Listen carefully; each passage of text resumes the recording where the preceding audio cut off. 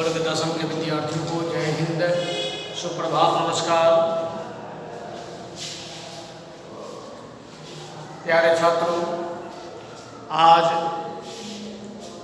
हम संस्कृत व्याकरण के अंतर्गत प्रत्यय प्रकरण का अध्ययन करने जा रहे हैं। प्रत्यय प्रकरण का अध्ययन करने जा रहे हैं।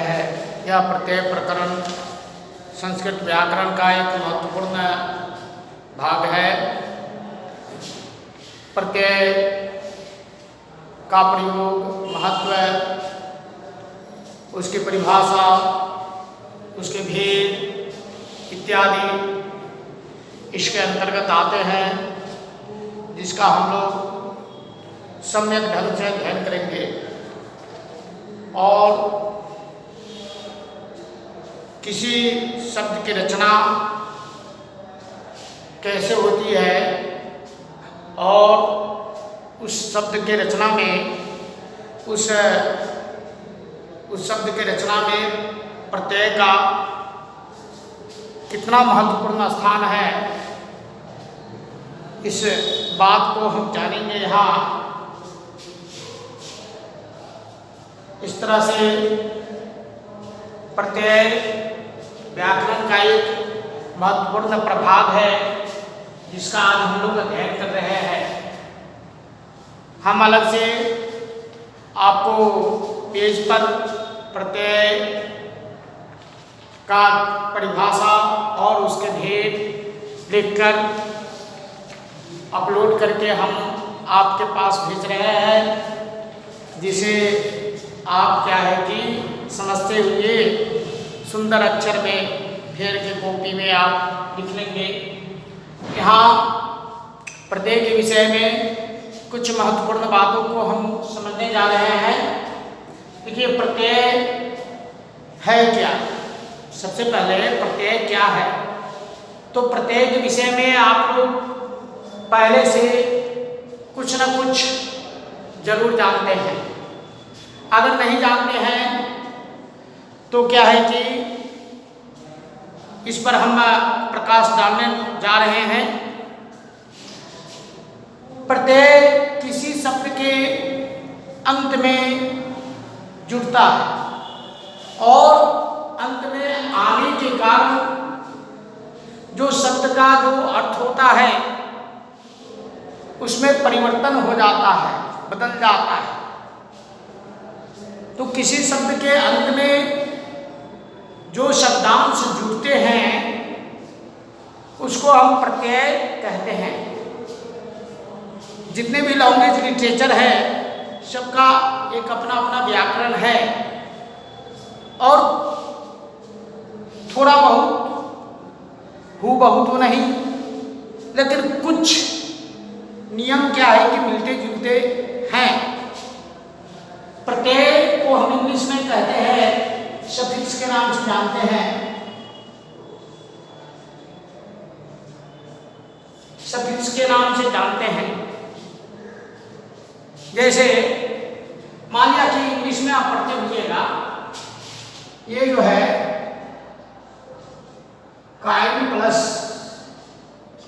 काइंडनेस,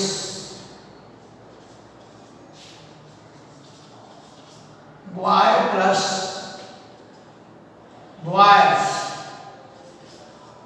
ये शब्द जो है इसी को हम सफिक्स कहते हैं। और संस्कृत में जो शब्द होते हैं जो लास्ट में जुड़ते हैं उसको हम प्रत्यय के नाम से जानते हैं। जैसे संस्कृत में आप देखिए, पठ्यजोड़, कत्वा, बराबर,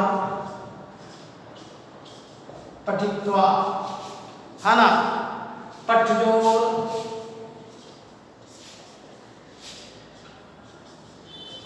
तुम, बराबर, पठितुम, बारजोड़, टाप, बराबर, बालिका।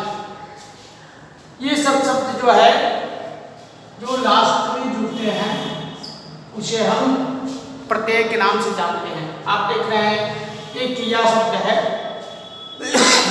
और क्रिया शब्द में कत्वा प्रत्यय जुटा तो हो गया पठित्वा, पठ मैंने पढ़ना, और कत्वा प्रत्यय जुटा पठित्वा, जिसका हिंदी हो गया पढ़कर।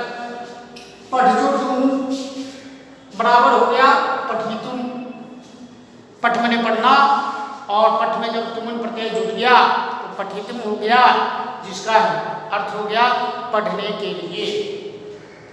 बालक जो था, बालक आपको संज्ञा शब्द है और संज्ञा शब्द के साथ साथ यह पुल्लिंग भी है, और इस संज्ञा और संज्ञा शब्द के साथ साथ पुल्लिंग शब्द है, इसमें टाप प्रत्यय जुटा तो क्या है कि यह पुल्लिंग शब्द स्त्रीलिंग में परिवर्तित हो गया, बालिका बन गया। बालक से टाप प्रत्यय जुटने के कारण बालिका बन गया, अर्थात पुल्लिंग से स्त्रीलिंग बन गया।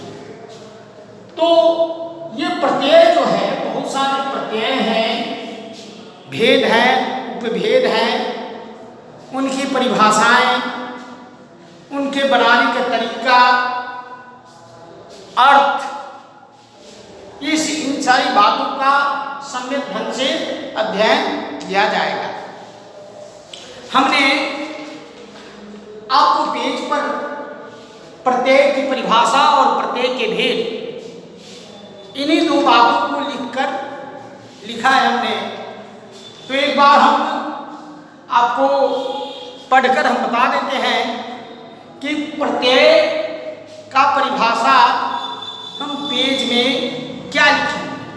देखिए प्रत्यय, देखेंगे यह जो प्रत्यय का जब हम ये रचना के दृष्टिकोण से जब हम अलग अलग करेंगे तो कैसे अलग अलग करेंगे। देखिए तो प्रत्यय प्रति जोड़ ई जोड़ अच, ये अच जो है प्रत्यय है, और ये जो संधि है प्रतिजोड़ी और जोड़ अच प्रत्यय, इस तीनों शब्द के, ये तीनों शब्द के तीनों पद के जुटने से ये प्रत्यय शब्द का निर्माण हुआ है।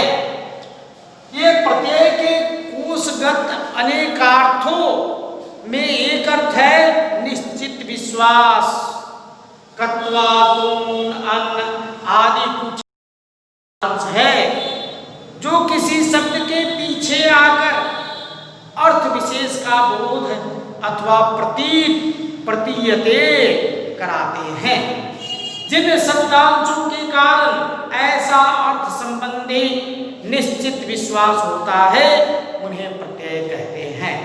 प्रत्यय यह धारणा निश्चित करते हैं कि अमुक शब्द क्रिया, संज्ञा अथवा व्यय है। लिंग, वचन अथवा विभक्ति की दृष्टि से भेद निश्चित करना भी प्रत्यय का ही कार्य है। प्रत्यय के भेद, प्रत्यय के आपके 5 भेद मुख्य रूप से हैं।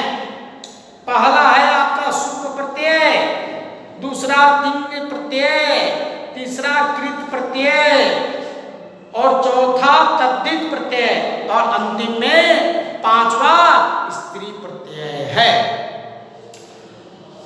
तो प्रत्यय की परिभाषा हमने आज जाना, प्रत्यय के भेद जो 5 हैं।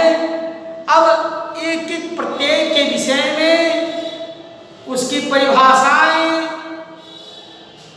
उसके अंतर्गत जो बहुत सारे भेद हैं उसका अध्ययन हम करेंगे, जो कि आपको अगले वीडियो में प्राप्त होगा।